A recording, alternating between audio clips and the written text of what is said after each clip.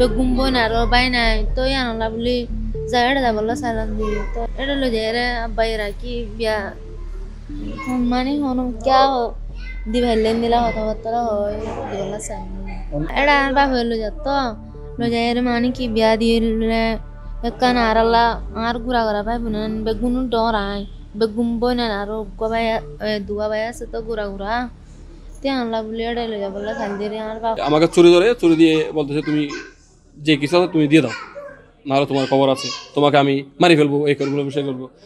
তখন আমি ভাবলাম আসলে তো আপনারা জানেন প্রতিনিয়ত এই ঘটনা হচ্ছে, লাশ পাওয়া যাচ্ছে যেখানে সেখানে। আমিও আসলে টাকার লোভ না দেখে আমার টাকাগুলো তাদেরকে দিয়ে দিলাম। 70,000 টাকা ছিল আমার কাছে, 70,000 তাদেরকে দিয়ে দিলাম। এরপরও তারা আমাকে ছাড়া নেই। তখন আমাকে এক এই বাগানের মধ্যে নিয়ে যায়, সুপারি বাগান লাগে, ওই সুপারি বাগানের মধ্যে নিয়ে যায়। নিয়ে যাওয়ার পরে ওখানে আমাকে বসে রাখে। বাড়িঘর একটু দূরে দূরে ছিল, অনেক বড় একটা বাগান পাহাড়ের কাছেই।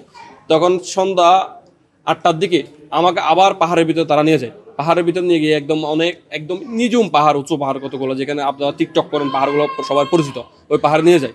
নিয়ে যাওয়ার পরে আমাকে ওখানে তৎসালিন করে যে তোমাকে 40,000 টাকা দিয়ে বিক্রি হয়ে ফেলছে, তুমি এখন মালয়েশিয়া যাবা, তুমি পাচার হয়ে যাবা, আমি না হলে তোমার 4 লাখ টাকা দেওয়া লাগবে। তখন আমি বলতেছি আসলে দেখেন আমি 1 লাখ টাকা দেবো আপনাদেরকে, আমাকে ছেড়ে দেন। আমার 2টা বাচ্চা আছে, একটা বাচ্চা 4 বছরের আর একটা বাচ্চা 13 মাসে। আপনারা আমাকে আমার বাচ্চার দিকে তাকাই হন, আমাকে ছেড়ে দেন। আমার আসলে মালয়েশিয়া যাওয়ার ইচ্ছে নয়, আমি মালয়েশিয়া কখনো যাবো না এভাবে। তো সেভাবে আমাকে তারা রেখে দিল। ওখানে খাওয়া দাওয়ার খুব কষ্ট ছিল। আমি 3 দিন ছিলাম। আমাকে একটু পানি দিত আর ভাত অল্প অল্প দিত, একবেলা ভাত দিত। তখন আসলে আমার কোনো চিরা মিরা এসে বা কোনো কিছু নেওয়া হয় নাই। ওখানে যারা রোহিঙ্গা যাচ্ছে অ্যাভেলেবেল রোহিঙ্গা, ওখানে 2 থেকে 300 পর্যন্ত রোহিঙ্গা এখনো পর্যন্ত আছে।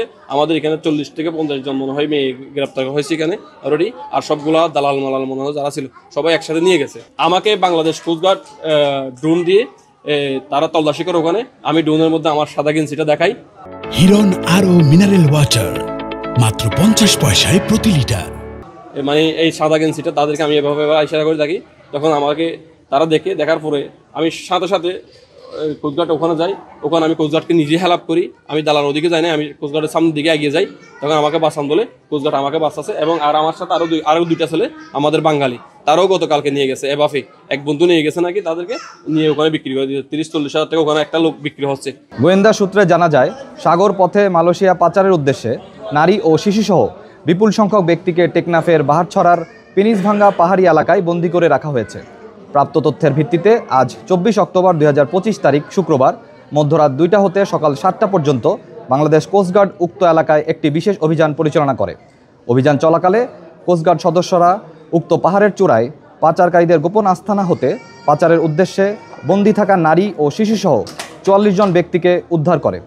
উদ্ধারকারীদের জিজ্ঞাসাবাদে জানা যায়, কয়েকটি সংঘবদ্ধ পাচারকারী চক্র বিদেশে উচ্চ বেতনের চাকরি, সুবিধাজনক কর্মসংস্থান, উন্নত জীবনযাপনের স্বপ্ন, অল্প খরচে বিদেশ যাত্রা এবং বিনা অর্থে প্রেরণ করে পরবর্তীতে কর্মস্থলে কাজের মাধ্যমে খরচ পরিশোধনের সুযোগের প্রলোভন দেখিয়ে টেকনাফ সহ দেশের বিভিন্ন এলাকা থেকে বাংলাদেশি ও রোহিঙ্গা নাগরিকদের মালয়েশিয়ায় গমনে উদ্বুদ্ধ করে টেকনাফের গহীন পাহাড়ে গোপন আস্তানায় জিম্মি করে রেখেছিল। পরবর্তীতে পাচারকারীরা তাদের সুবিধাজনক সময়ে মেরিন ড্রাইভ সংলগ্ন উপকূল হতে বোট যোগে মালয়েশিয়ায় পাচার করার পরিকল্পনা করছিল। তারা আরও জানায় যে পাচারকারীরা তাদের আটকে রেখে নির্যাতনের মাধ্যমে মুক্তিপণ আদায় করার চেষ্টা করছিল। অভিযান চলাকালীন কোস্টগার্ডের উপস্থিতি টের পেয়ে পাচারকারীরা পালিয়ে যাওয়ায় কাউকে আটক করা সম্ভব হয়নি। মানব পাচার রোধে বাংলাদেশ কোস্টগার্ড ভবিষ্যতে এ ধরনের অভিযান অব্যাহত রাখবে।